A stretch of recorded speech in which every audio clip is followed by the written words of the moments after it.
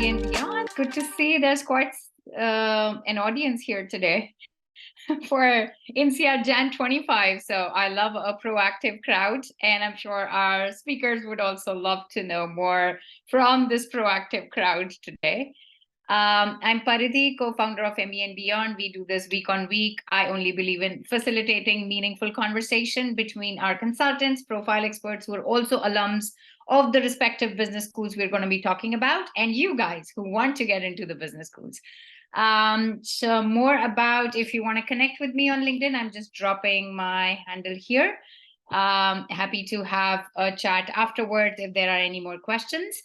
Now, how the session is going to go today, first 20-25 minutes, we are going to be talking about the most pressing questions about INSEAD Jan 2025 intake. So as we are going through the session, if there are questions popping up in your head, please feel free to raise your hand, go on camera. We want to make this session more and more interactive every week, while I'm still, again, inviting all of you to go on camera if you'd like to. It's nice to see some more faces, except for, the host, which is me, myself, and the speakers. So it'd be nice to see some of you on camera. Also, if you're uncomfortable going on mic, feel free to drop in your questions in the chat, and the next 30 minutes are all yours. We're going to be tackling as many questions as possible, but if you're not able to, I am happy to have a one-on-one conversation with you, 15 minutes in the next 2 to 3 days till the weekend. And I'm sure our speakers would also love to do the same. Now, before or without much further ado, let's get started. And I invite our speakers to introduce themselves. Let's start with you, Pravik. Maybe an introduction. Yes, brief introduction. Thanks, Paridhi, and very happy to be here. We've got quite a crowd today. So super looking forward to all the interactions and looking forward to answering hopefully all of your questions today. But just to introduce myself, I'm Pravik. I'm originally from Jaipur in India. I moved to Hong Kong back in 2012 for my undergrad. Did my computer science engineering, stayed over in Hong Kong for another 4.5 years, worked at JP Morgan Chase as part of their technology and talent functions. And after that, decided that I am looking for, some sort of higher education, and then finally ended up choosing INSEAD as my school of choice. Started with the 21D batch, which is basically from January till December 2021. Graduated, and since then I have been based here in London working at Bain & Company as an innovation consultant. Thanks a lot. And that's an amazing introduction, Pravik. So I know most of the folks sitting around here who want to get to INSEAD also are thinking MBBs. I mean, that's the big, oh, that's where I want to be. I talk to so many candidates who want to go to INSEAD, and it's only McKinsey, Bain, BCG that I get to hear as their post-MBA goals, like 90% of the times. So guys, any questions around that, you're welcome to drop it in the chat or unmute yourself later. In the next 30 minutes, we're going to tackle your questions. Pravik is one of our best consultants when it comes to INSEAD, London Business School, or any in the European geography, along with, of course, some of the top US business schools. Next, we've got Adhiraj with us. He's one of our best profile experts, and I know some of you might have interacted with him. So Adhiraj, over to you. We'd love to hear your introduction. Yeah, thank you so much, Paridhi. I also happen to be from Jaipur, Pravik. I don't know if we discussed that. I am actually in Jaipur right now, so that's a bit of a coincidence. But yeah, somewhat similarly, I am also an engineer. So I'm an electronics and communications engineer from an SIT in New Delhi. And since graduating, I've been an entrepreneur and management consultant. So mostly during my career, I have done procurement consulting work for large US organizations.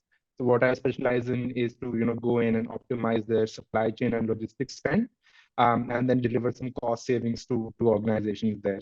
Apart from that, I'm really passionate about food, right? I mean, who doesn't enjoy a good bite to eat? So most of my entrepreneurial ventures have been based on food. I founded the Charcuterie Co., which is a gourmet cheese board company in New Delhi.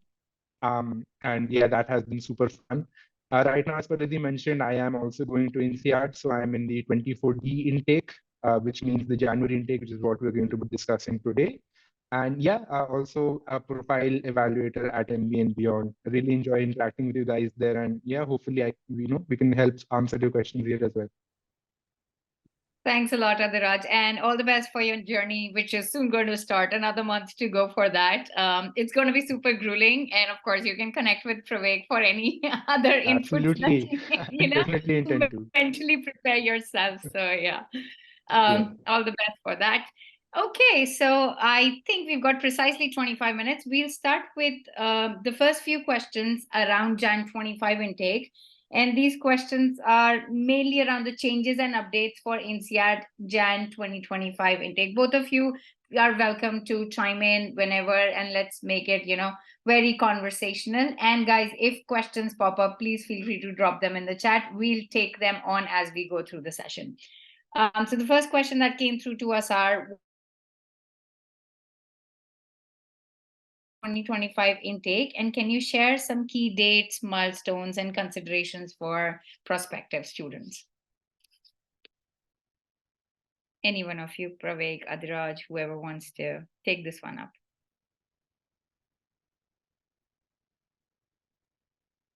Right. So I think I can kind of brief you around the upcoming December intake. January intake. We call it December because it's the month that you graduate.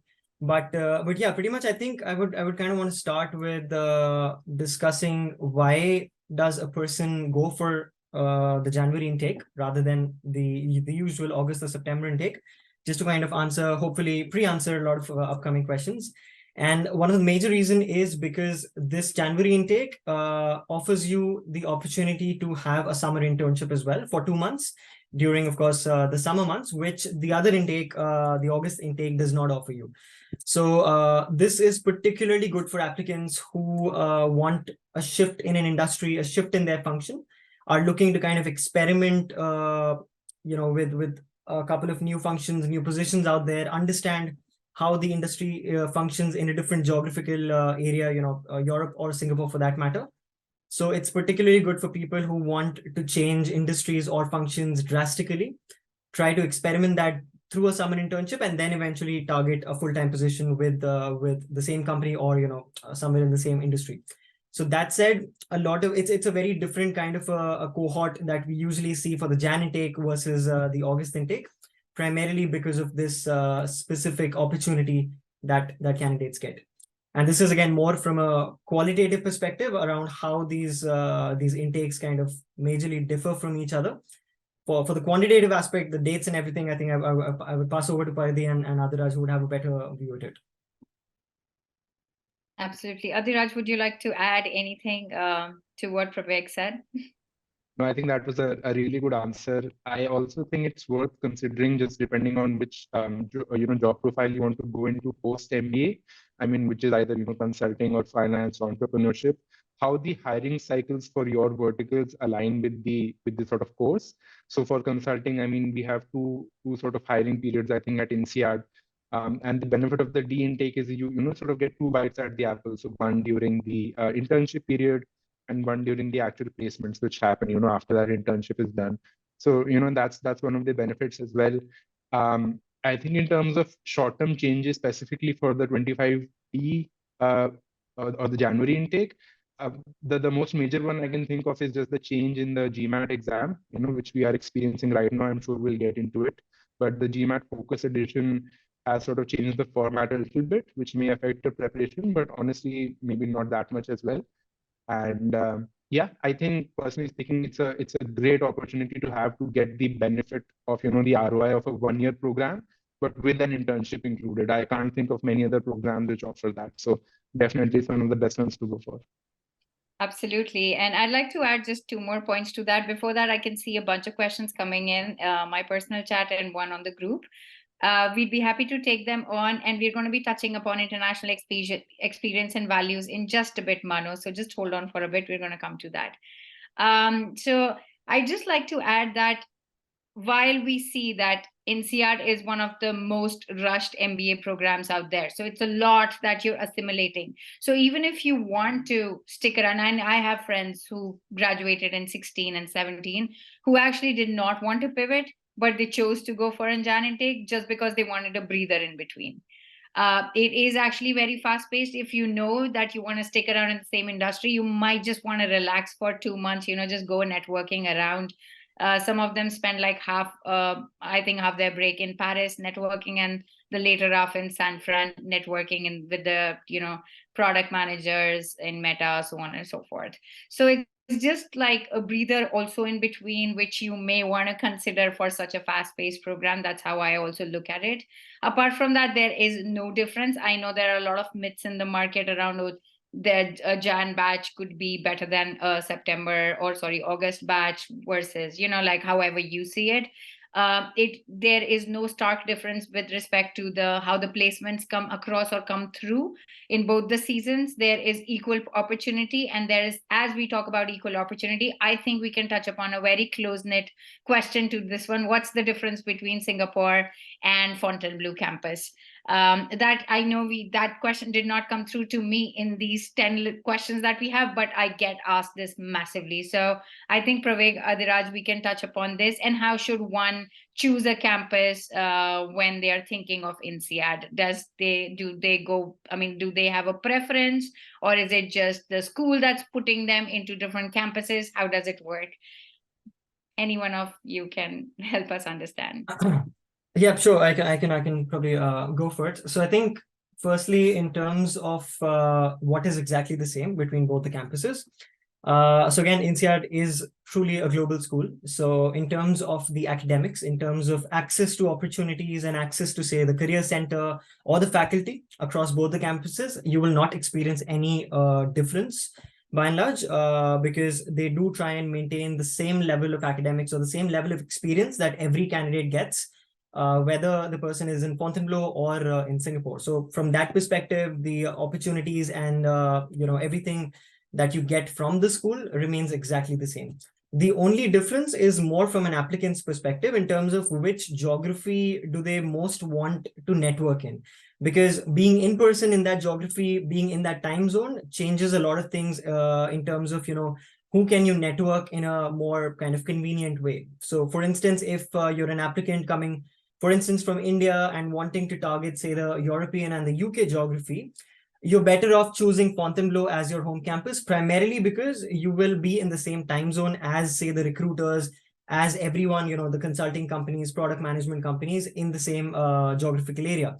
So for you, even if you want to kind of join recruitment events on campus or off, it'll just be a little more convenient for you to do that. Versus if you're targeting, say, the Asia geography, then of course the Singapore campus definitely makes more sense.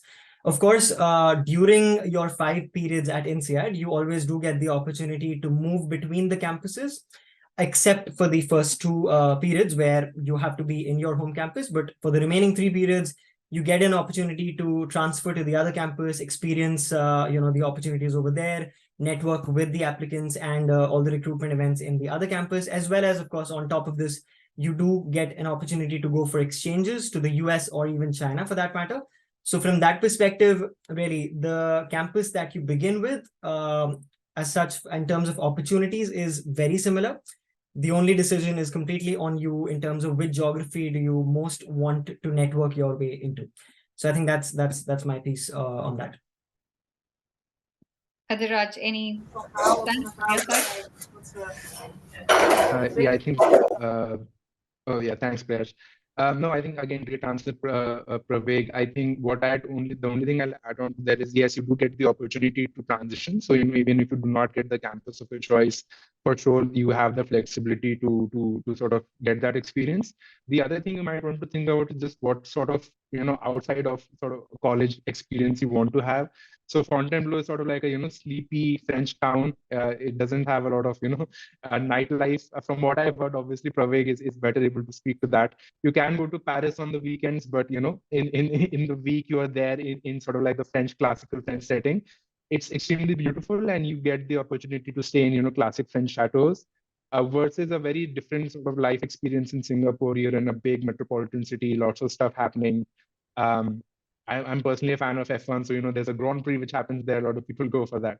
So yeah, that might factor into your thinking a little bit, but the key point is your career chances are broadly the same everywhere. Just focus on which geography you would like to settle into. Yeah, exactly. And just adding in the candid part of it, as we talked about, the sleepy town, while of course the kind of high energy you need. So of course, gauge your energy on the energy scale that you have, how much social energy you have, how much partying you will do. Partying, of course, you will do in both the campuses.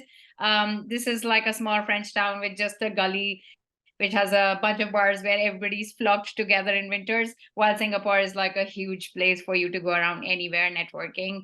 Now, I just see that a lot of times I've noticed people who've lived in Europe, they choose to be a Singapore lifer, while people who've lived in Asia, in Hong Kong, in Singapore, they choose to be lifers in France. Also, again, eventually what matters is where do you finish your campus, whether it is Fonty or at Singapore, where you want to get placed is eventually where you should be finishing your INSEAD journey. All right, as we're talking about this, there's a question that came through, so I think we can tackle alongside this topic that we're touching upon. Does the Jan intake allow a 50-50 with Singapore and Fonty campus? So I think the question is kind of hard to say. Yeah, go on. Because there are like 5 periods at INSEAD. If, for instance, your home campus in your application is Fontainebleau and you do get Fontainebleau, the first 2 periods you have to spend at your home campus. And again, as I said, the remaining 3 periods, you do get an opportunity to move either for an exchange to the US or China, or to the other campus, that would be Singapore in this case. So not exactly a 50-50 split, but again, that how do you want to divide your location across the 5 periods is completely up to you.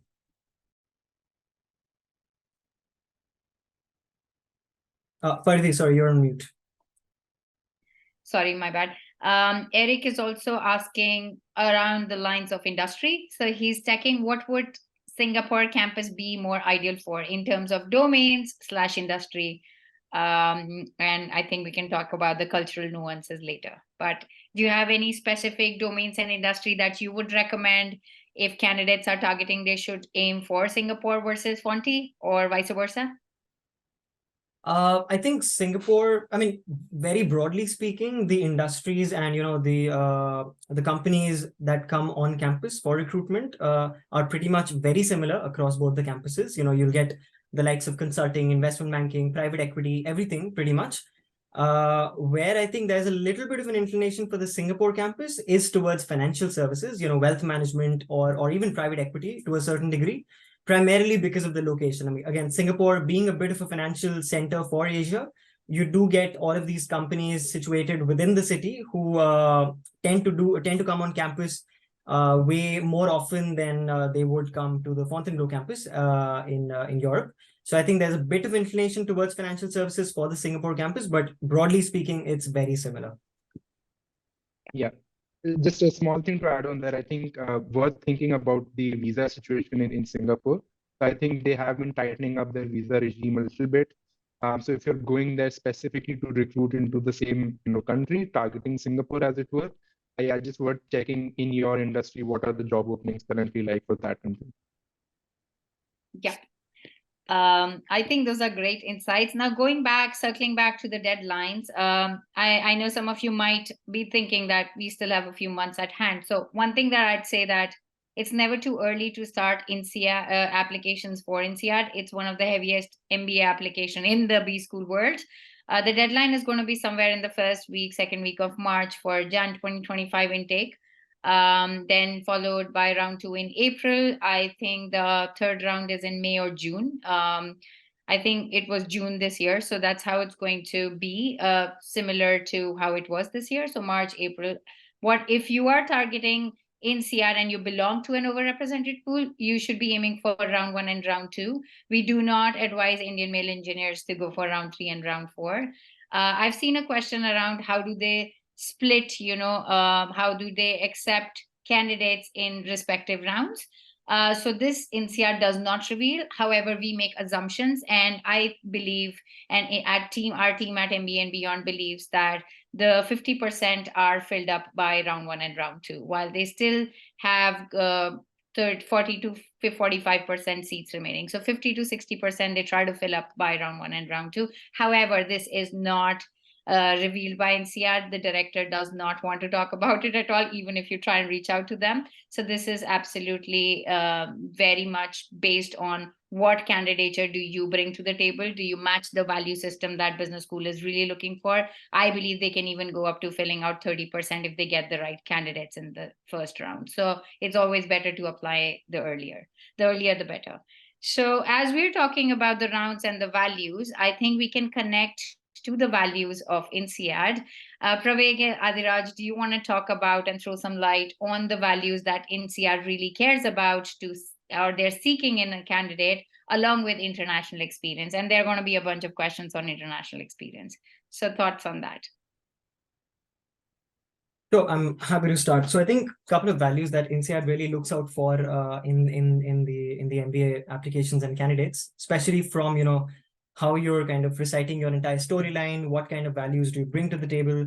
So I think one, definitely starting with kind of like the elephant in the room, the international experience, not just from an experience perspective, but just having an international mindset. That is really something that INSEAD admission committee really values a lot. And what I mean by international mindset is not necessarily you kind of going out of your home country, traveling across the world, all of that. Of course, that is super valuable, but it's about the comfort of working with people coming from very diverse cultures, and how comfortable are you working with these people.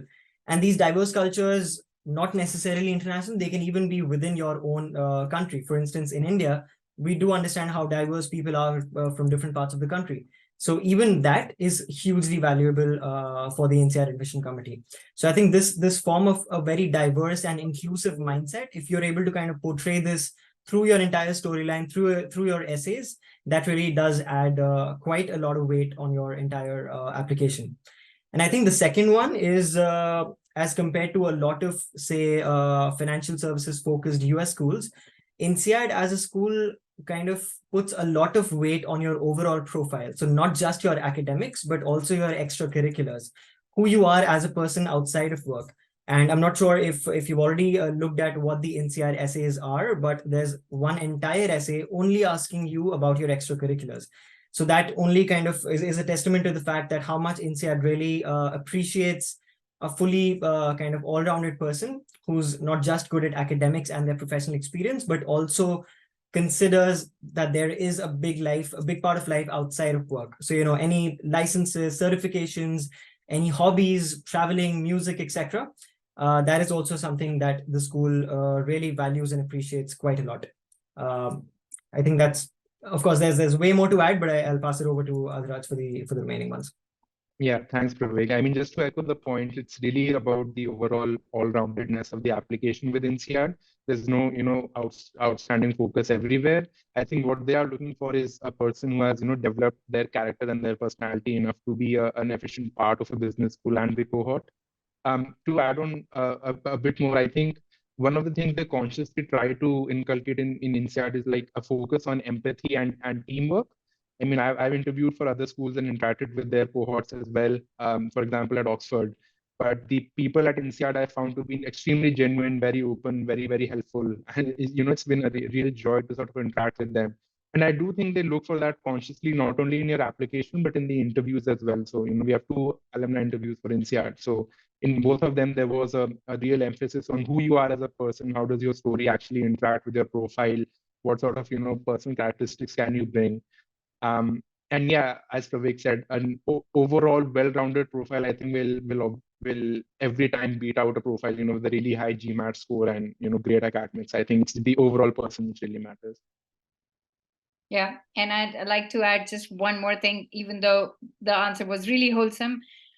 From both Praveg and Adiraj. INSEAD is the only school that goes deep into your profiles. It gives you an opportunity. There are going to be 7 essays, guys, that you're going to be writing, where you talk about everything, almost everything. You get an opportunity to talk about your life's journey. With all that space, you really get an opportunity, and an optional essay, you do get an opportunity to make up for the red flags in your profile. I know all of us are not perfect profiles. Some of us have low GMATs, low GPAs, gap years, etc. This is one school that will give you an opportunity to explain your situation and justify with the evidences. So you do have to make full use of whatever you can in the limited words, but 7 essays. I'm just going to flash my screen, and guys, we're going to come on to your questions in just another 6 minutes. We're almost done with the questions that we had part. I'm going to be sharing my screen. And what you see on my screen, I do not want you to see on the right side, but on the left side where you see content gathering. So this is our portal Mirror, where when you're working with your consultant, you're actually brainstorming around a lot of questions. We are not going to go very deep into it, but they're going to be things like goals, strengths, achievements, weaknesses, failures, international exposure, extracurriculars, questions like why MBA, why a certain school. These questions are actually asked by almost all the schools in different ways. But the framework that we defined on Mirror, and something I'd like to reveal today, was actually based on the kind of questions that INSEAD asks. And that there is a reason why we've seen like somebody with a 630 making it to INSEAD in round 2 is also possible.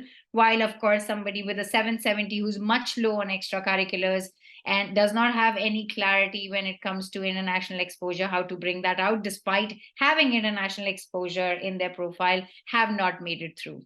So a score could be a measure, but they go much deeper. That's what something that I really want you guys to focus on and try to understand their values in much more depth, so you are able to bring out evidences, examples, and support in your recommendations with respect to the values that that INSEAD is seeking. All right, going back, I think we can start with the questions because we've touched upon the values, we've touched upon the deadlines, and there are a bunch of questions anyways. So we'll start with the first one. Shreyans is asking, which companies offer this internship? Is it more consultant or finance driven? I think, Praveg, you can take that question. Yeah, so internships, again, you can kind of divide it into the on-campus internships versus the off-campus ones. So if you look at how the Career Center at INSEAD helps you, they will invite a lot of companies from multiple industries to offer summer internship programs to the candidates. Again, this includes consulting, this includes investment banking. Then the private equity and the venture capital industry also does come on campus, as well as a lot of the big techs from a product management perspective, they do come on campus. These are pretty much the very high level industries that do offer official and super regulated kind of summer internship programs. But again, you are never kind of restricted to just these opportunities. You are always more than welcome to kind of venture out, network your way, and find other opportunities at, say early stage startups or even scale ups who don't officially kind of market their summer internship programs. They might need to not even have summer internship programs. But then I've seen a lot of cases where applicants kind of get in touch with the founders, with people working in these companies directly, go on a couple of coffee chats, and then they create an opportunity for them where they can spend 2 months with that company in their location, working with them on a very specific project. So again, from a summer internship perspective, you get opportunities on campus, as well as you do have the option to create your own opportunity. So no restrictions as such when it comes to how do you want to spend those 2 months. Next question, which came through to me on the direct message. So I'm not revealing the name. I'm assuming that was the purpose. The question is to Adhiraj. How do you plan on balancing the entrepreneurship venture with a job post MBA? That's an interesting question, one I've put a lot of thought into. I've essentially transitioned off my business, onto my partner. So I did have a co-founder. I was lucky to have that, and I've put a new team in place, which is helping me sort of oversee the business, while I'm doing my MBA and my further corporate career. I do say though that INSEAD does also have like a very entrepreneurial feel to it. I feel in many cases they do push that entrepreneurial spirit, and it is one of the best schools to be an entrepreneur at, and something I'm definitely looking at where I'm going there. Absolutely. So in INSEAD, for the curriculum, if you will go a little deeper, for any of you who's interested in pursuing entrepreneurship post INSEAD or post MBA, they've got an interesting curriculum. They actually give you an opportunity to San Fran trek as well, where I learned last, I think 2 years back, they've also launched a little, I don't know if it's really an incubation center, maybe Praveg and Diraj will be something in San Francisco. So you can actually work on a business idea throughout the course, and then you can take it to different investors, try to pitch, and maybe start networking around. So it's a super entrepreneurship friendly school. Praveg, do you have any ideas or maybe examples to share with the audience here? Yeah, so just on that note, so yes, there is an incubation center in the San Francisco campus, and what happens there is INSEAD puts you and connects you with the biggest incubators within the American system, Y Combinator, etc., just so that you can get the right connections, right, the right contacts to start your entrepreneurial venture. So definitely, entrepreneurship is one of those values and aspects that INSEAD really promotes quite a lot if that is the career trajectory that you want to follow. Absolutely. And I think there was another question which I feel is relatable as we're talking about career trajectories. Somebody just asked, is INSEAD also product management friendly? Do we also choose that as a career path? So of course, Pravega, Diraj, you can share your thoughts, but I just give some examples from MBA and Beyond, some of our consultants and my co-founder. They are product managers. They have been product managers. My co-founder was a senior product manager after he graduated, and he was actually a product manager even before. One of our consultants is a product manager at Amazon, and we have a bunch of product managers in the music industry that we know of who graduated from INSEAD. So it is definitely like it's a very diverse curriculum. You can actually mold it to suit your needs, and there are folks in all industries that potentially you want to network around in. So Praveg, Adiraj, if you have any thoughts on that, maybe you can throw some light. Yeah, definitely. So I think product management is one of the large kind of recruitment industries or functions, if you may call it, where post MBA, a lot of INSEAD graduates do end up. In fact, Amazon, Paridhi, as you mentioned, it is one of the biggest recruiter who comes on campus for their operations programs, for their product management programs. A lot of my own batchmates are doing product management across Amazon, Google, Apple, in multiple locations across the globe. So definitely it is a great place if you want to pursue product management as a career option. Of course, you might have always heard that, INSEAD is primarily a consulting focused school, etc., which definitely is true. I wouldn't deny. A lot of people do end up in consulting, and that the reason behind that is the entire academic, the process that they follow, which is super focused on real life cases and real life scenarios. And that kind of prepares you for a consulting career. But the thing is that the traits and kind of like the strengths that you require to become a good product manager are also developed in the same process. So that said, a lot of product management companies are interested in hiring from INSEAD cohorts. Absolutely. Yeah, Adhiraj, if you have anything to add. Just to add a small point to that. So product management as a job function, I think, is going through a lot of changes in the recent years, with tech advancements. And I really do believe INSEAD is one of the best places to be able to tackle those challenges and sort of changing recruitment patterns. It sort of puts you in the best place to actually interact with those recruiters in those industries and be on top of, whatever new requirements are coming up on. So for example, I know people specifically targeting Amazon and Google, they are already in touch with the CDC, which is the Career Development Center. And, they're already working on how to address these sort of changing patterns. So yeah, that's there as well. All right, thanks. And there's a question around international experience. Again, is it a must? Yeah, yes, it is, while it is not necessary that you should have stepped out of the country. If there are ways you can present international exposure while in your home country, it is acceptable at INSEAD. Priyash is asking, do you have any recommendations on how to approach or bag pre-MBA internships? Any thoughts on that, Adhiraj, Praveg? That's the first time I'm receiving that question, by the way. Yeah, no, definitely. It's an interesting one. So a lot of candidates do go for pre-MBA internship, which is essentially spending 1 to 2 months right before you start with your MBA program. Now, of course, firstly, it's not a necessity at all. Again, no primary decisions will be made on the basis of you going or not going for a pre-MBA internship. It is solely for your own experience, and only if you want to kind of experience a particular industry or a particular function, just so that you can make a more informed decision whether or not you want to go ahead with a particular industry. So a lot of people, primarily I've seen these in the investing space. So a lot of people who don't have any exposure to venture capital or private equity, but do have an interest towards investing, they try and reach out to these smaller VCs and PEs right before their MBA, spend a couple of weeks with them, trying to understand the process inside out. And on the basis of that, they're able to make a better informed decision during their MBA. Plus, it helps them kind of expand their professional network as well. So it's really voluntary and completely on you if you really want to kind of use that time to build your network and experiment a little. If yes, then yes, a pre-MBA internship would be a good engagement. Adhiraj, any 2 cents? Yeah, the only thing I'll add there, I mean, that's absolutely correct. It does offer you a chance to, have a flavor of another industry. But as you discussed, INSEAD is an incredibly intense program. Every person I've talked to has said the thing to me.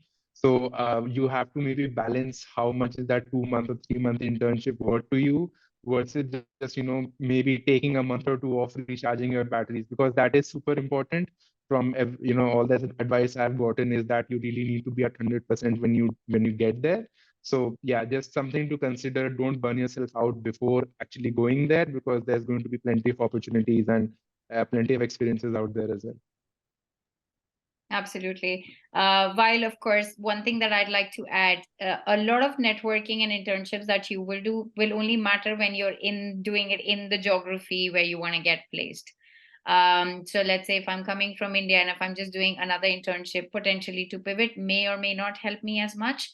Evidently talking what Adhiraj just said, all the folks that I know, whoever went to INSEAD, they actually took a 1.5 to maximum 2 to 3 months of a break before they started their program. I mean, you do have that window. They traveled around, they relaxed, prepared themselves for the next phase of their life, which is going to be super grueling. So while I do not put that as a disclaimer or an advice, but I think we should also give ourselves some break when we've done through a grueling phase of our life, which will be application now for you guys. Okay, next question is, okay, we've talked about this. We've talked about, is there a benefit in giving GMAT over GRE? Adhiraj, Pravek, your thoughts on that? And this is like a very common question that comes through to us. Should I take GMAT or GRE for B schools? Yeah. Adhiraj, do you want to take this one since you recently applied? Yeah, I think if you've given one exam already, I think definitely do not please go to give another one. I don't think there is any big difference at all between the two. There is this, feeling that some consulting firms do look for, if you have a very high GMAT score, that may potentially be a very minor sort of, thing which sort of attracts attention. But in my mind, I have plenty of classmates from who are given both the GRE and GMAT, or either of them. And yeah, I don't think there's any meaningful difference. It's just a small part of your application. And yeah, you should give the exam which you're most comfortable giving. That would be my advice. Yep, business schools do not discriminate, guys. So it's a GMAT is equally good as GRE. You have to understand which exam you're most comfortable with. So if you've already started preparing, like Adhiraj said, and if you're halfway through, I do not advise that you stop that preparation and start something else. While of course gauge your mocks, understand where you stand, and then potentially you may want to make a decision basis that if it's really not improving for you. All right. We have actually a very detailed profile. I don't know, Harsh is asking. It's a very detailed question. This will require an in-depth profile evaluation, Harsh, in your case. While, of course, Pravek, if you have any 2 cents on that, I'll read it out loud for everybody to hear. Otherwise, we can, of course, have a more in-depth discussion on this.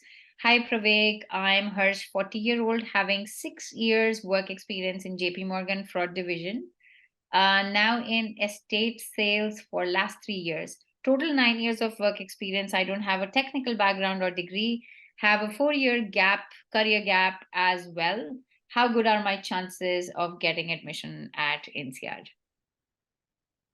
Interesting. Of course, Pralay, as you mentioned, this would, of course, require a super in-depth profile evaluation before we can give a very concrete answer.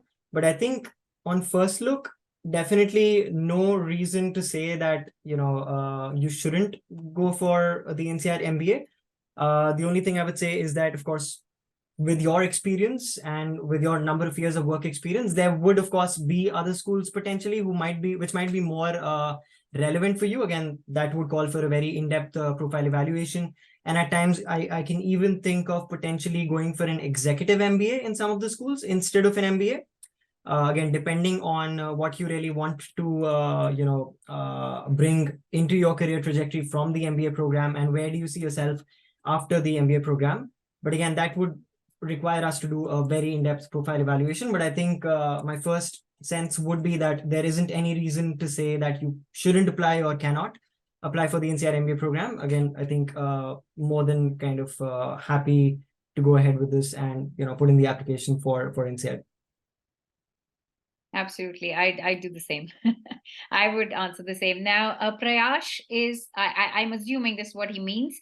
Is either of the campuses more preferable for Middle East? I'm assuming the question is for placements or getting a job in the Middle East. Pravik, do you have any thoughts on that?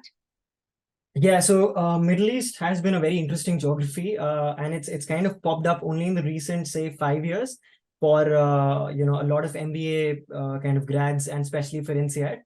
I think between Fontainebleau and Singapore, if your target is Middle East, there is absolutely no difference between both the campuses. From a lot of batches, including my own batch, I've seen almost an equal number of grads go for Middle Eastern opportunities from Fontainebleau and from Singapore, because I think primarily because the Middle Eastern opportunities don't really require you to have a very specific geographical knowledge or expertise, and they're really open to bringing in a very diverse set of skill sets into the region. So that said, your choice of campus will not impact any of your Middle Eastern opportunities if that is where you want to go. Absolutely.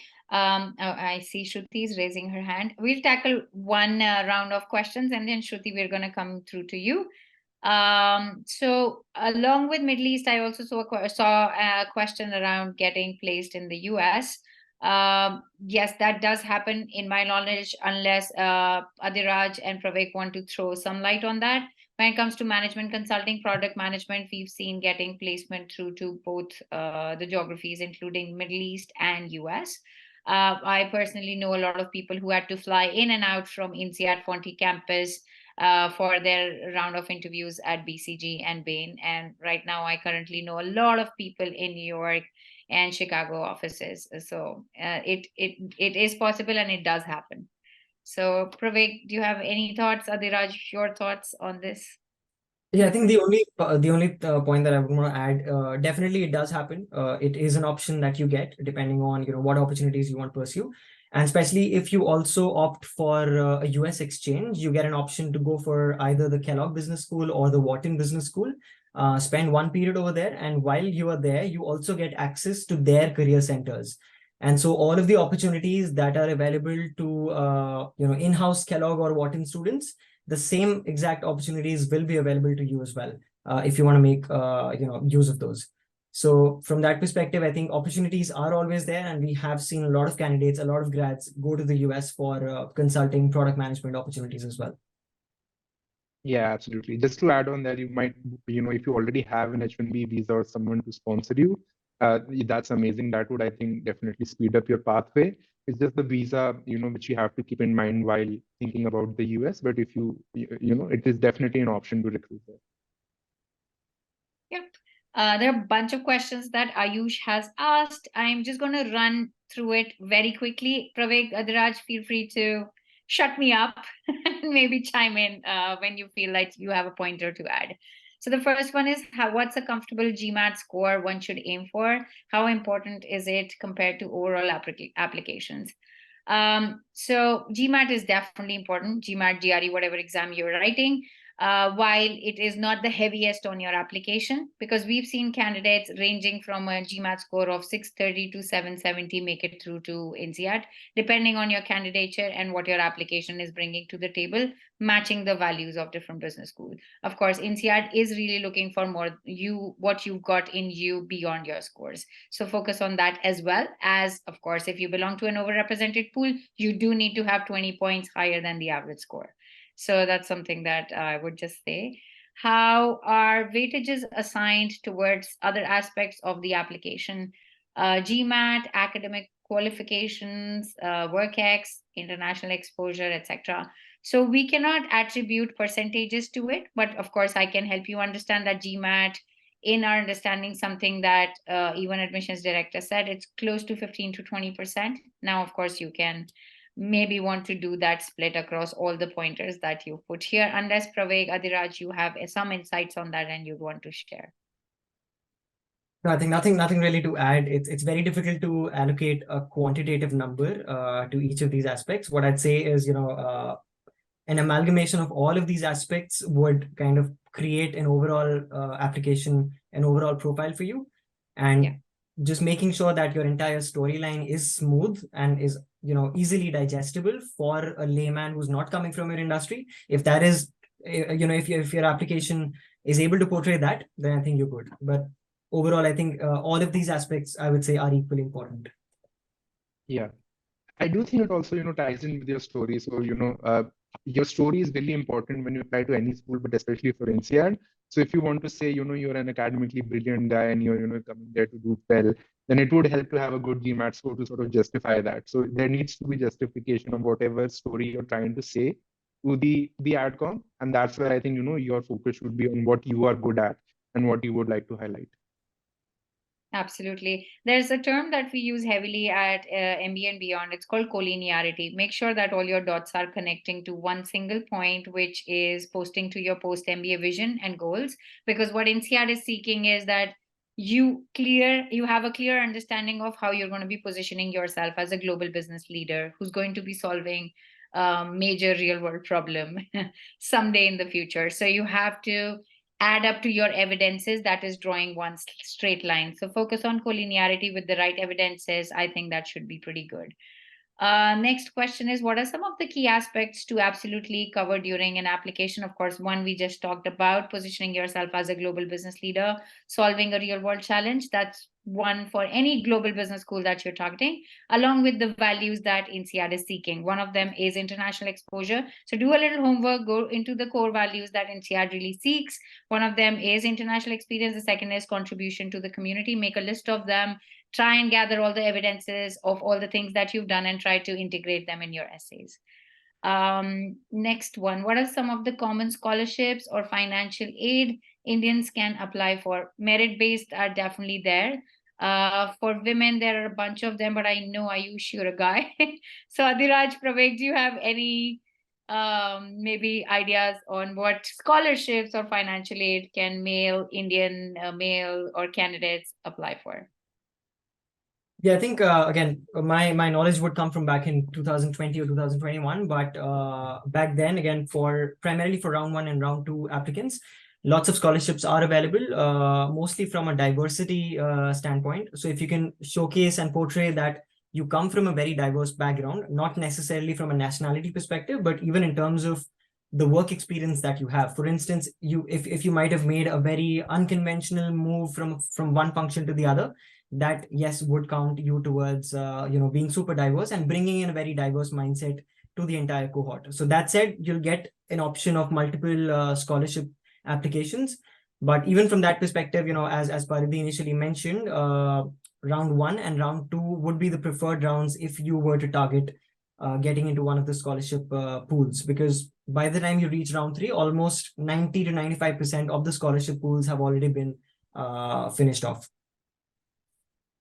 Yeah, absolutely. Just to add on a little bit, I think that's absolutely right. Do apply to the earlier rounds if you can.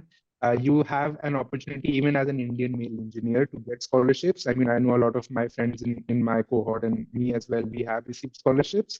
One tip I would like to share, I get this question a lot, like, if my dream school is INSEAD and I only want to go there, should I apply to safe schools as well? I think you should, if for no other reason, that you can actually leverage your other offers, scholarship offers as well as admits, to get more scholarships from other schools. This is something I did as well. So if you come from an overrepresented pool, you can utilize other things to just use as a negotiation tool. Because everything is a negotiation. It is a business school after all. They do understand that language. Absolutely, Adiraj. And Yeah. that clicks. And I think I'm going to give this feedback to our webinar and coffee team. I think we should do a session on just purely why should you apply to more schools, and how can you, of course, leverage that for the negotiations between business schools. We have a bunch of stories. And of course, when you have multiple admits, you do have the power to negotiate with business schools. It's not just you wanting to get into the business schools, it's also business schools wanting to have you. So they have to, of course, compete with other schools to have you, and they might want to offer you some good scholarships for that. Thanks for that tip, Adiraj. And I have seen somebody, by the way, between INSEAD and LBS, while of course INSEAD offered a generous scholarship of 50%, LBS went above and beyond to offer 100%. And this candidate, no matter how much she was wanting to go to INSEAD, she eventually ended up at LBS. And of course, like, nobody says no to 100% scholarship. Like, it's completely free. So yeah, Ayush, I know you have asked a lot more questions, while there are a lot of questions around expenses, very interesting questions, but we want to answer other candidates as well. We will come back if we will have some time. If not, guys, please feel free to send me your questions in an email, and we'll park a time aside to get on a call. Shruti, I think you wanted to unmute yourself, so we'd welcome you to unmute yourself. It's always good to hear somebody else's voice. So if you'd like to, you can unmute and ask your question. Hi, hello. I wanted to ask about the US opportunities, which have been asked and answered actually, so it's fine. Oh, okay, great. Thank you. Now, yes, you can go ahead, unmute yourself. Yeah, so I wanted to ask that my undergrad is from UK itself. However, my score was 78%. It translates into a very horrible GPA. It translates into 2.3, which does not sound good at all. Does it even make sense to apply to INSEAD after having that? Overall, my profile is fine. It's just that is such a, I feel like that needed to be addressed here. Yeah. Pravik, you wanna take a shot? Yeah, I think I would focus more on when you said I feel my profile is fine, rather than the 2.2 part, because that is just one number across your entire application. So I think it's very difficult to answer if it makes sense to apply for INSEAD or not, just on the basis of your GPA. Again, they do not have any minimum GPA requirement. Rather, they, as we had mentioned, they have a look at the overall profile, the entire profile, international experience, extracurriculars, your professional work experience, more than actually your GPA, to be honest. So I wouldn't say that the GPA of 2 point something is a reason for you not to consider applying to INSEAD. I think I would rather focus on the second part of your sentence, as I said, and really look at your overall profile and then figure out if it makes sense to apply or not, but not primarily based on your GPA for sure. Absolutely. Now we'd invite you to do a little deeper profile evaluation with Adiraj. We will definitely reach out. Like, in the email, you can click on the profile evaluation link. I will be sending out an email. Just get on a call, and then, of course, you can do a deeper profile evaluation in understanding what your chances are. I had a question, if it's okay to ask. I'm sorry, I don't know what the name is. Can we do it in a sequence? If you'd raise your hand, I've definitely come through to you, because there are a bunch of hands raised. I'm so sorry, A. Sorry about that. Sure. Yeah, no worries. Vasavi, you can go next. So hi, I just wanted to understand about the exchange programs offered during the coursework at INSEAD. If either Adiraj or the other one could answer, that will really help. Yeah, why don't I go for this? So actually how it works is, for the D campus, you have the option to do an exchange either at the Singapore campus, whichever campus you would want from Singapore and Fonty versus your home campus. You can also, as Pravik mentioned previously, take one period at Kellogg or Wharton. However, per my understanding, you cannot go to the Middle East campus in the January intake. That's, I think, only for the July batch. And how that function is, you have like an allocation of points, around 200 points, which you utilize in bidding for different things. You can bid on treks, you can bid on exchanges, on certain other opportunities. It's just a matter of what thing you prioritize most. And if you want to get an exchange, you really can. It's just, you have to prioritize that thing over the others. Absolutely. There's going to be a lot of bidding at INSEAD. That's what I hear.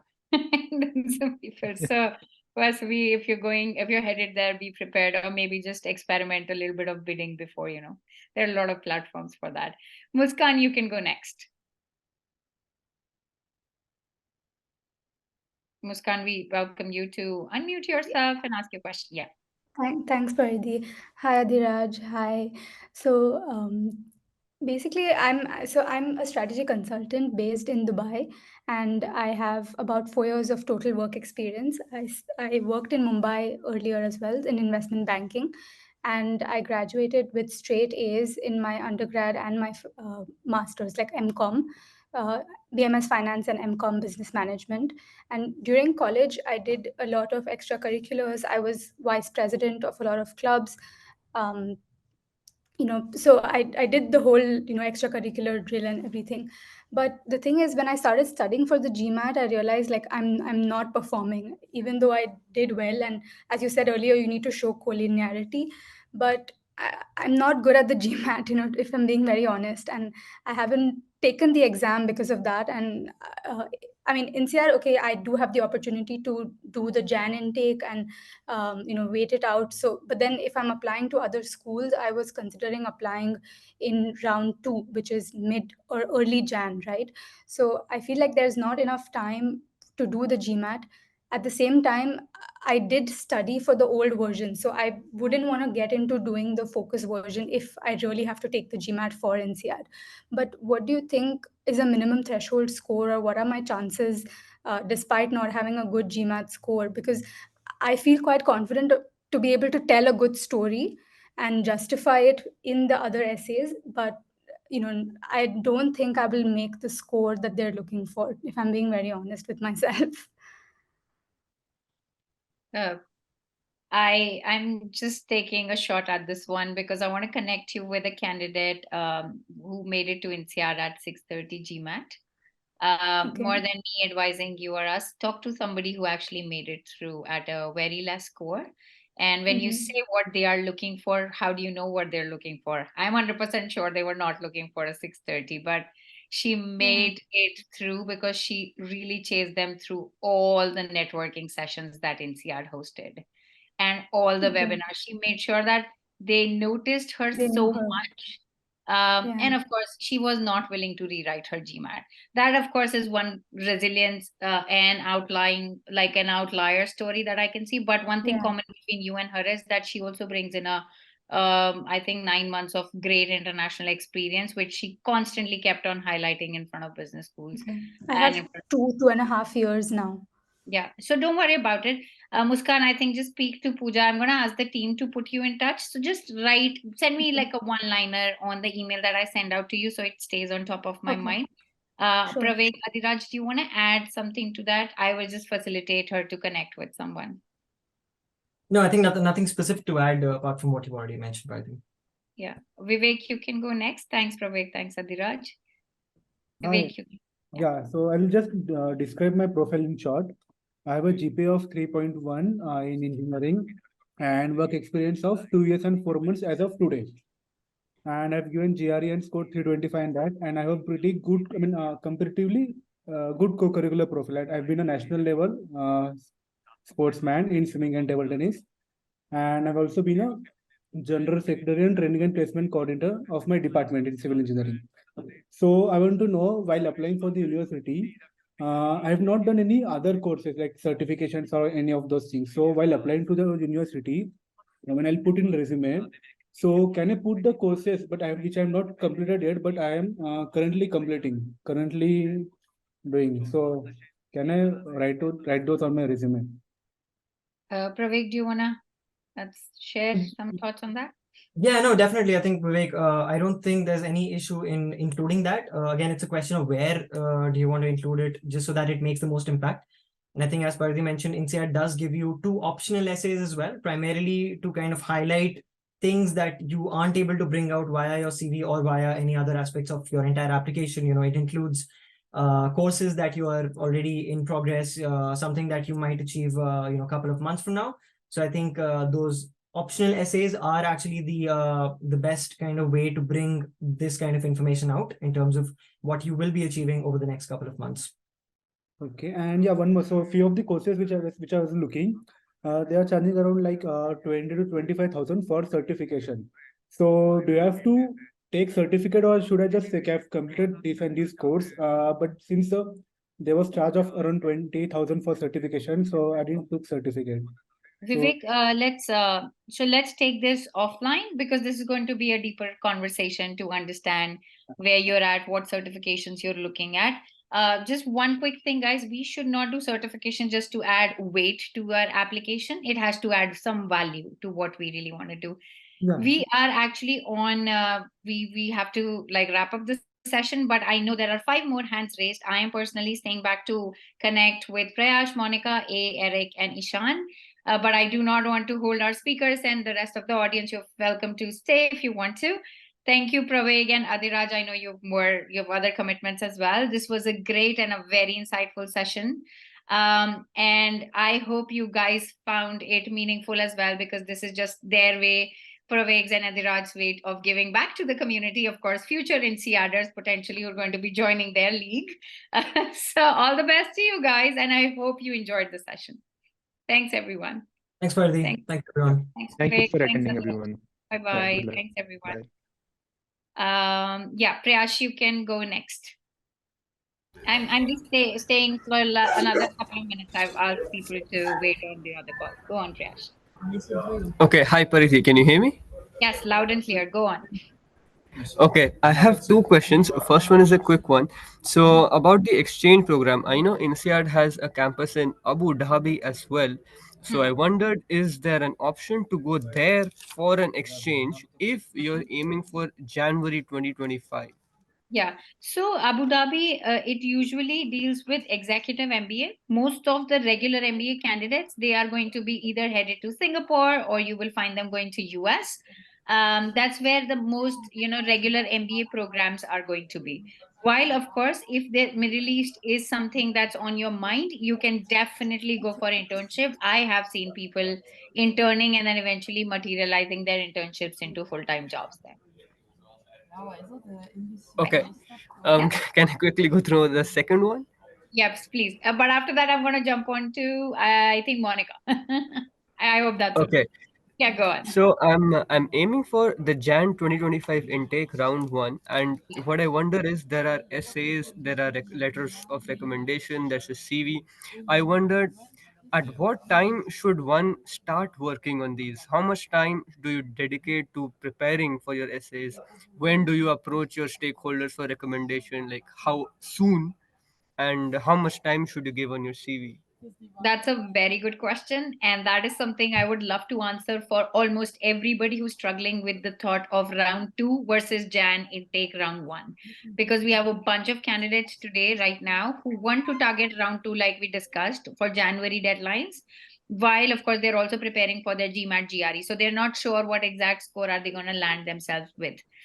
They've already started working on the pre-work of their application. And the pre-work does not mean that you're writing the essays. The pre-work means examples of your achievements, your strengths, weaknesses, preparing letters of recommendation, preparing your resume, thinking about your post-MBA goals, thinking about your long-term, short-term, mid-term goals, having conversations and brainstorming sessions with relevant people in the industry, connecting with different business schools, shortlisting your business schools, and that work should already start as early as possible. There are candidates who actually spend good 1 year doing that, doing the pre-work for the first 4 to 5 months, and then spending on an average 1 month per application, depending on how many applications you are doing. I hope that answered your question. Yes, Paridi, thanks a lot. You're very welcome. Monica, over to you. You can unmute yourself. Hi, Preeti, am I audible? Yes, loud and clear, Monica. Yeah, I actually come from a non-corporate background. SLP, speech language pathologist. You can call me like a paramedic or like someone who works with neurocognitive communication disorders. So I have this huge doubt, like in the past, in the history, has someone with similar kind of profile. I actually come from Ivy League colleges in India with 3 years of experience in the topmost hospitals in India. Now I want to do something like this. Is it possible? I don't know. Like I'm not aware of anyone who has done something similar. So there's a yoga instructor who made it to INSEAD last year. Okay. So if that answers your question, that people from non-traditional backgrounds all the time make it through to INSEAD or any business school for that matter. And business schools are very, all that matters to them is not the kind of experience as an individual contributor that you might have brought in the world. You may or may not be directly related to the corporate world. What they want to understand, how is a business school fitting in your journey for what you want to do? So this yoga instructor, who was actually a yoga instructor in multiple yoga studios in Indonesia, this guy wanted to set up something of his own, which was more virtual and more global. For that, he really needed to acquire all the business knowledge that was possible, because he felt that one thing that's stopping him from really progressing or setting up something of his own was, one, of course, a tech co-founder, and second, the business knowledge that he could really bring to the table. So it was really valuable for business school to have somebody with such a diverse background, and to add to their cohort where people can also learn from different peer. Business school is all about peer-to-peer learning, so they're always looking for diversity. So yes, candidates with your profile or candidates from, and there was another candidate, now it comes through to me, somebody who worked with Red Cross actually made it to London Business School, and there was somebody who made it to Wharton. So it's possible. And yes, your profiles are very, very welcomed at business schools. Thank you. Yeah, it does sorry to answer. I interrupt. do have other question, but I think let's give chance to others and maybe we can connect later on. Thank you so much. No A very worries. bright smile. Yep. Shruti, I'm going to come back to you after A, because I know he unmuted himself like No, 5. actually, it's just a continuation of what you said. Okay, So go. you mentioned Red Cross. So was Red Cross along with the work experience, or was it during? No, that was a full-time experience for her. Yeah, the one. Okay, understood. Thank you. Yeah. Okay. Yes, A, please. I don't know what your first name is. I'd love to know that so I can address you with that, and I'd be happy to answer your question. Hey, Paridi, I'm Akhil. Hi. Yeah. So, 34 years old at the time of application in January for round 3.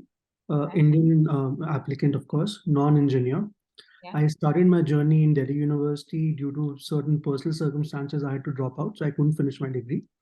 To make money, I got into property sales.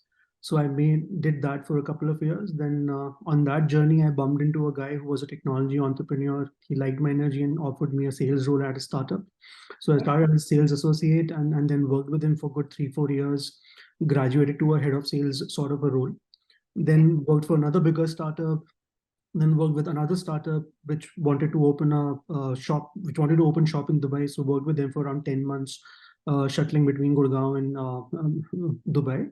So that was my overall software sales experience, where I was selling marketing technology to big companies and big unicorn startups like Flipkart, etc. So that stint happened for around 5-6 years. Then I transitioned to working for a unicorn. So I picked up a job with Flipkart.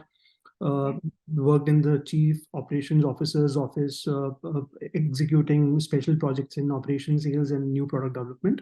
Did that for 2 years. Then I wanted to do something on my own, especially in agri-tech. I worked on a special project which was related to agri-tech. So I was curious about agriculture. So I jumped ship, started doing something there. For the last 3 years, I've been trying to do that. And bittersweet journey, but an extraordinary journey in that sense. Agriculture is a difficult sector to learn about and crack into. Yeah, so that's that. And now I'm curious about agri-business, and that is something I want to do for the next 10-15 years of my life. Potentially work with some big agri-business which is based out of headquartered out of Singapore or London, or Middle East, basically. So INSEAD is a strong fit. So my question comes back to this: around 10-12 years of experience, no undergraduate degree, 34 years of experience, Indian male engineer applying in round 3. Those are the sort of odds. what is the gut feel? So everything looks great, and candidates with so many years of experience, with the kind of experience that you bring to the table, they have made it through to top business schools. But I have a question. When you say no undergraduate degree, what does that mean? I don't have an undergraduate degree. I'm a 12th pass. That's Yes, what it means. yeah. I'd love to have a word because this is tricky. While I think you should make an attempt at reaching out to INSEAD, this is not a classic case that ever makes it to INSEAD without a degree. While of course we've seen candidates who've done undergrad from IGNU while they were running, some short stints on the side. So they do have that paper at hand while they never went to a college. Yeah, go on. On INSEAD's website, it's written that people without undergraduate degree can also apply if they have work experience. Yeah.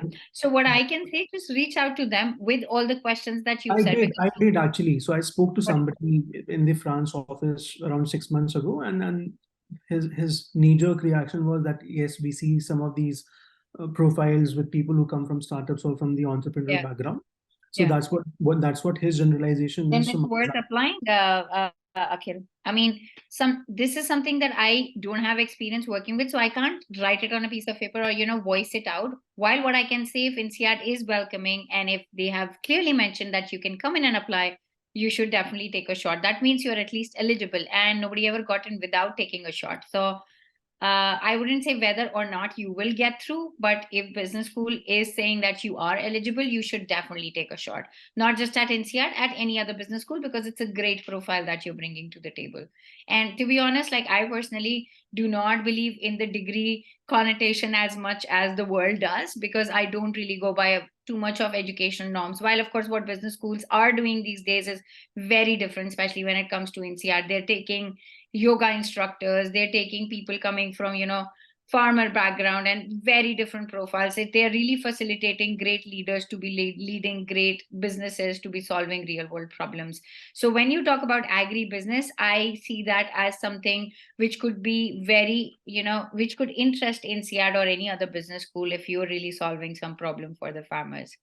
So go ahead, reach out to them, what you're really doing, what you're solving for, and say that I clearly do not have an undergrad, but I want to do MBA for XYZ reason. See how they receive it, and go ahead, put in your application.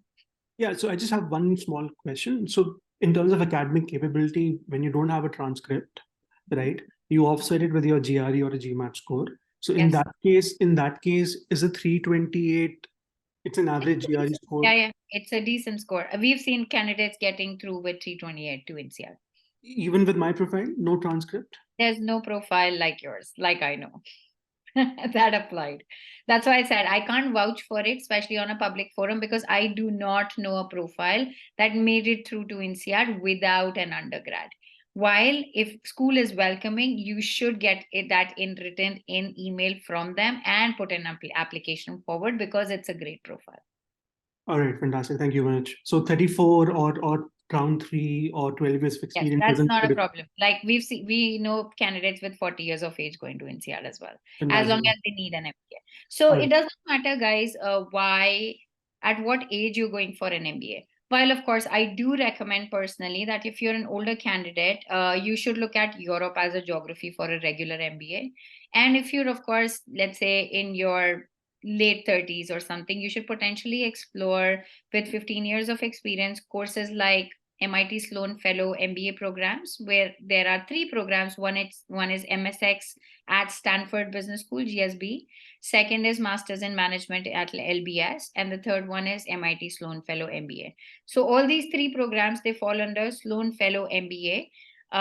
If you do not resonate with regular MBA, these are potentially the programs that you should be looking at. Why am I saying so? MBA is a lot about peer-to-peer. If I am 35 years old and I do not want to go to a business school with somebody who's just 23, 24, I may not get enough value to add to my, leadership qualities or potential, or we're definitely at different stages in life. And I really need to go to school with someone who I can learn something from. You're going to be spending more time with your peers than with your professors or with your books. So that's just a point to consider. One last question, Paridhi. So sorry, sorry, Akhil, it was a click. I have just asked to unmute yourself. Can we come back to you after we answer Eric's question? Yeah, And then sure. you can, yeah, Sure, so absolutely. sorry, I was just there to click. Akhil, if it's a short question, please go ahead. I mean, I don't mind. It will complete your series perhaps. Okay, Akhil, go ahead. I think this will help anybody. So does it help to actually visit the campus in person? Does it marginally help in some way? I mean, if you're asking that you're going to spend a lakh rupees to take a flight and then go back and forth, then it does not. While, of course, if you're there, if you're in France or if you're in Singapore and you're just visiting a friend or someone and you want to go to the campus, it's important, like it's interesting to be noticed. While in a virtual world that we live in, there are a bunch of webinars that business schools host. I'd advise that you join those instead of booking a flight and go to a session. Fair enough. Thank you. Yeah, over to you, Eric. Yeah, perfect. I think I've already put on a question in the chat and I have something related. It's more to do with the family. I'm in my early 30s with a child on the way. Okay. Yeah. Congratulations for that. Thank you. Yeah. But what would you suggest from the family standpoint? You know, one is whatever personal outlook and career outlook and stuff. So for that one reason, ISB somehow is the preference, ISB or perhaps an IMA. Yeah. Any thoughts on that? That's one thing. I'm also inclined more to the Singapore market simply because of the nature of my work right now. I have a lot of interactions both in the Middle East and in the Southeast Asia market. Yeah. I'm on the enterprise sales side along with marketing to that particular side. So I'm into sales and marketing. That's one. Not keen on consulting side at all at the moment, at least. Or maybe I have a negative connotation towards that side of things. Yeah. Any thoughts on that? So it's a mix of family plus. It's two questions. Yeah.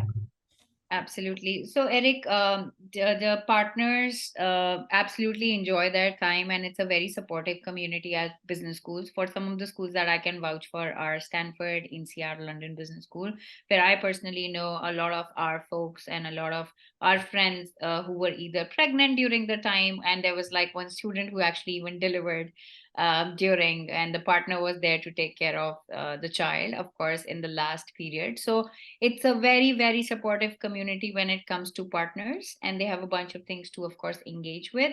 While when you come from India, because I personally know that I've lived outside of India for 12 years, some of the challenges that Indians will face is going to be the kind of house help that you're used to. Everything is going to come at a cost, which is going to be very expensive, while of course your B school is going to be very expensive. So you will have to do a lot of things by yourself if you're not used to them. People can be frustrated with that sometimes. However, business schools do everything in their capability to support. Your partner can even attend classes or courses, and they make you start groups and meetups with the other fellow respective partners of your peers at different business schools. Wow. So it is a great place to have a family. While you are not going to be the only one, there are going to be a lot of people like yourself there. Got it. And when you say it's a very busy and active period, what does that mean? It's like something like slogging for 16 hours and you have no time for family?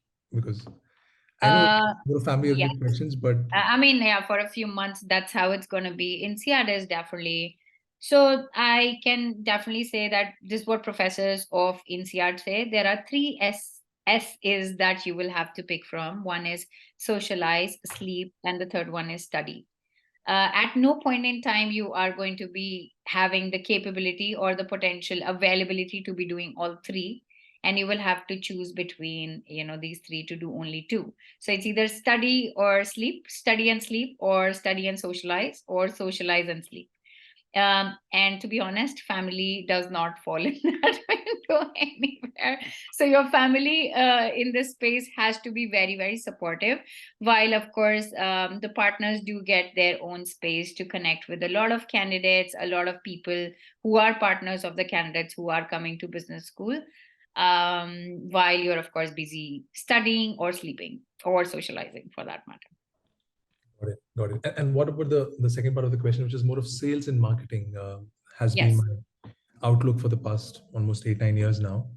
I mean, I come from that background myself. So if I had to look at the market or the potential opportunities that you're looking for, then Singapore is a better place to be rather than I live in Amsterdam right now, because language is a barrier when you're looking out for jobs, especially in Europe. So if you're in, sales and marketing space, definitely language plays an important role. And Europe being Europe, they still do all the marketing in their own language, regional languages, like France will do it in French.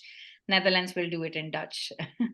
So you should potentially be looking out at finishing in Singapore. While having said that, there are a lot of multinationals, like especially Spotify, Deezer, Facebook. They are always looking for marketers, with a lot of analytical and business mindset. They do not discriminate between folks who do not know the language. So there are always opportunities, but of course they are a little limited compared to what you will find in Singapore. Got it. Perfect. Thank you. Thank you for taking that question. You're welcome. Sidraj, you can go next. And I think we will stop at Simran. I hope I've answered a bunch of questions. Happy to answer even after that. You can send in your questions in an email. Yes, Sidraj, you can go next. Hi, Parini. Yeah, I just had like a couple of questions. One is that would they consider any Indian male engineer with a CFA and working in a kind of a KPO, but for hedge funds, different from a Indian male engineer working in IT? I mean, Indian male engineer, you mean like within Indian male engineer, if they have categories? Is that your question? No, it's not that. Is it like, so there are some people who just graduate as an engineer and then go on to do other stuff. For example, in my case, I am in finance. So would I be competing with the finance people who are lesser? I probably guess it will be lesser numbers, I got than Indian male engineers. So I think you will have to change the school of thought you're coming from, or how you're thinking about, how business schools see an applicant. They do not compare an applicant with the same educational background, because every applicant right now is unique. I am sure you are bringing in your own uniqueness versus an IT person could also be bringing their own uniqueness. So try to focus more on how can you potentially position yourself more uniquely. It could be through international experience. It could be through contribution to the community. Try to bring your uniqueness with respect to the values of different business schools. I get that, but my question is, so now, like we said in this call itself so many times, that if you are from an overrepresented class, which is Indian male engineer, so having a profile that I have, will I be a part of that overrepresented class, or because of that some difference? Yes, because we are, I will just put it out very simply. We are Indians and we are too many. And when it comes to a business school world, we are actually the heaviest applicants there. So if we are not a unique profile, we have to put in a lot of hard work. And majority of the candidates that we work with even today are Indian male engineers. They also are the ones who make it to some of the top business schools, while of course being aware that they belong to a very, very competitive pool of candidates. So you have to focus on your uniqueness. Yes, with the awareness, you belong to an overrepresented pool. Parini, what is the percentage of Indians at INSEAD in a class? I cannot give that to you right now, but I can check in with Adiraj what happened to the 2024 one, and then potentially I can share that with you. But it's quite heavy, like Indians followed by Chinese, or Chinese followed by Indians. So roughly 10%, Oh, more than that, definitely. It's more than that. I am going to, while we are at it, and while Simran asks that question, I'm going to give you an exact number because we have that. I just have one more thing. What do you recommend people to do if they're applying for first round of March? I just learned today that it's in March, first round 2025. So what do you recommend people to do once they're done with their GMAT? So what do I recommend them to do once they're done with the GMAT? No, once a student has completed his GMAT with a decent score, what do you recommend people to do till the March? Anything that can add any value to their profile or something? So, like I said, don't do anything that only adds weight to your application. I can talk about an example, and I'm getting through the percentage question to you in a bit. So do not focus on something that's just, for the heck of it, that, okay, I'll get a certification, I'll get a CFA, I'll get a CPA just for the heck of it, or I'll get this certification, and you don't want to do anything in finance. It is not going to add up anything. While if you are, so it's 12 to 13%. Sorry, just closing, 12 to 13% for Indians. And similarly, it goes for Chinese. I think it's 14%. So yeah, you have to, for example, what your goal is. I'm going to talk about this candidate who got 100% scholarship at LBS that I was talking about, right? Like there was a negotiation happening in INSEAD 50%, LBS 100%. What she did, she actually came from a tech background. She was from BITS Mesra, and she wanted to enter the education sector. While of course her job was more of a techie, like she was a coder, software and all of that, and she was working at Amazon. But her story, she wanted to make sure that was revolving more around education sector. So what she did throughout the year before putting in her application, she actually worked with a volunteer, like a project voluntarily, as an advisory consultant in the tech space for an edtech startup. And then she worked with Niti Aayog. So what she did, she brought in like policy making and like edtech consulting together, and she pitched her post MBA goal as a management consultant wanting to work with McKinsey Bain BCG, but specific to education space. So whatever you do, make sure that it's adding up to something that you want to do afterwards. Do not do it blindly. I hope that answers your question. Sorry to interrupt, Paridhi. So if I am doing something like the one you mentioned now in the edtech industry, but very small scale, you know, in a small town with say 20-25 people or even 30 maximum. So does that count, and will I be able to, Everything counts as long as it's adding up to what you're wanting to do as a part of your vision. So whenever you guys are thinking that, okay, whatever I'm doing right now is small, nothing is small. Even any voluntary action with 10 people, 5 people is not small if it's really adding up to something. So it's just an evidence that making a business school believe that you're really passionate about something. They're looking for passionate business leaders. So that helps. Thank you. No worries. Simran, you were the last one, but we waited to come through to you. Go on. Thank you for staying so long, Paridhi. No worries. So just I'll make it very, very quick, right? Just like a background is that I worked in my undergrad is in BBA Finance, worked in McKinsey for a year. I'm in Teach for India right now, right? And I'm running a few projects in Teach for India as a fellow, right? My fellowship is going to end in April. I'm looking at the next year intake, so not the Jan intake, but I'm looking for the next year intake, right? So I have two questions, right? The first question is that we're talking a lot about showing international experience, etc., right? And with the projects I'm running, I see potential.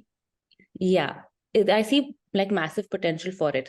Like we have gotten some grants, etc. So I'm wondering, would it be better for me and for the project as well if I focus on that, and how do I focus on that? So my project is on social entrepreneurship with kids. My second question is, again, I think aligning to what we spoke about just now, scale. Should I focus on quality or should I focus on reaching more kids? Right? Just that. I mean, I know there are, the obvious answer is what adds more value, but I see both things adding more value, like both ways. So yeah.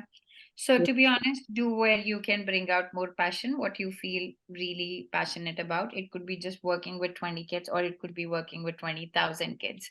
So wherever you see like you were adding with respect to how passionate you feel about a certain project or leading that project, choose that. Having said that, when it comes to business schools, there's something that they really want to see and seek. You are going to be a leader that is going to be solving one of the biggest problems that business schools face, which is businesses face, is scalability. So if you do not have an evidence that talks about scale in your profile, and if this is an opportunity that will help you bring out that example, talk about it and maybe go that direction. But this is something that can be very personal, And that can be decided after, of course, having a few conversations with your consultant. Consultant may also want to advise you on that. You can work with a consultant for 1 full year at MBA and Beyond. So this candidate that we were talking about who went to LBS, she comes from a very similar background like yourself, without being a part of the system, like never doing Teach for India, but she worked with Niti Aayog. The idea was that despite having a full-time job, she was immersing herself left, right, and center on Fridays, Saturdays, Sundays into these projects that she was doing, and Amazon was willing to give her Fridays off to be doing that, while she was, of course, working good 12 hours from Monday through Thursday. So this was something she could talk about, like bring out a lot of passion in, and she could connect the dots to what she wanted to do afterwards. So one, whatever you want to do afterwards. Second, consider scale is definitely something that business schools are looking for. Third, they do not have, if you have to choose between scale and passion, choose passion. That's what I would say, because that will make your story more interesting. Yeah, thanks for that. I mean, I think after my MBA, I'm looking at Dalberg, like being a consultant at Dalberg. Yeah. So with effect to that, Yeah, what? so then choose scale with respect to whatever little bit we've talked. Apart from this, I'm happy to have more talks with you to understand what you're thinking, because you're not in a rush right now, right? You're applying in 26 or September 25 intake, right? Yeah, so next Jan, not the coming Jan or So something. So next Jan is 25, like the batch that starts in 25. Is that what you're looking at? No, the next batch. So I will work for another year. Oh, okay, cool. You have a lot of time. I'm happy to be at your service, have another longer conversation. Yeah. Thank you. Before you go, can I ask another question? Go on. I'm sorry. I have, yeah. Okay, so go on, Arnab. I'm here for you. Might While, of as course, well. guys, if you wanna, I know it's late. I hope everybody's enjoying the cricket matches that have been going on. And I think we're facing Australia. I didn't watch the match. I was with you guys. I don't know who won. So yeah, now go on. My question is that during my undergrad, because of some family issues, I needed to pursue like a full-time job as well. Yeah. Because of which my GPA is a bit low. Okay. Like I mentioned before. And now I was advised by somebody that I should not mention me pursuing a full-time job while doing my undergrad, because it'll give an impression to the university that I might do the same in the future. I am sorry, but I'm going to cut you short here, and I'm going to say be as authentic as possible. And if there are some personal situations, business schools definitely do not mind you being authentic. You can be as honest as you want to be. If there is a reasonable, because of course you need to justify a low GPA, right? And business schools would definitely appreciate. They like multitaskers. They like diverse people. They like people who take challenges up no matter what comes in their journey. And this may really make you come across as very resilient, who was willing to take on a challenge that was coming through. Yeah, I hope that answers your question now. It does. Thank you for being so kind also. Don't worry. All Yeah. right, thanks, guys. You've been a very kind audience, and thanks for staying back actually to listen to other people asking questions and me talking so much. But thanks, guys. Great audience. Feel free to send in suggestions for more sessions that you guys want us to host. While I absolutely enjoyed hosting today's session. Good night, good evening, good afternoon, wherever you are.